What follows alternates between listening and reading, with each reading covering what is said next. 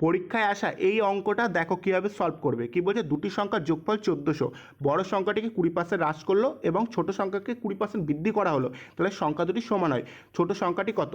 দেখো দুটো সংখ্যা আছে, তোমার কাছে বড় সংখ্যা আছে একটা, আর একটা কী আছে, ছোট সংখ্যা আছে, মানে স্মল নাম্বার আছে, একটা বিগ নাম্বার আছে, একটা স্মল নাম্বার আছে। এখন কি করা হয়েছে, বড় সংখ্যাটিকে 20% হ্রাস করা হয়েছে, তাহলে বড় সংখ্যাটিকে 20% হ্রাস করার অর্থ কি, 80% করা হয়েছে, ঠিক আছে। আবার ছোট সংখ্যাটায় কি করা হয়েছে, 20% বৃদ্ধি করা হয়েছে, তার মানে কি করা হয়েছে, 120% করা হয়েছে, ঠিক আছে। ক্লিয়ার আছে? এবার কাটাকুটি করো, এই শূন্য কাটলো, 4 দিয়ে কাটলে 2 হয়, 4 দিয়ে কাটলে 3 হয়, ঠিক আছে।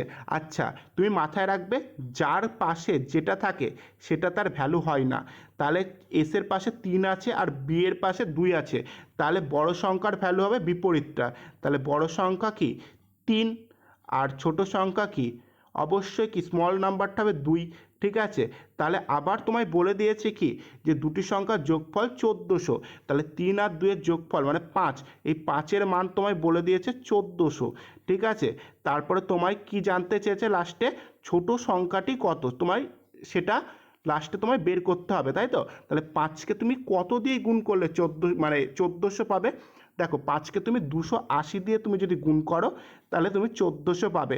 তাহলে সেবার শেষে তোমায় 2-এর ভ্যালু বের করতে হবে, তাই তো। তাহলে তুমি 2কেও কি 280 দিয়ে যদি গুণ করো তাহলে অপশন ডি হবে রাইট অ্যান্সার, তাহলে 560 হবে রাইট অ্যান্সার। তুমি যদি বুঝতে পারো চ্যানেলটা অবশ্যই সাবস্ক্রাইব করে দাও।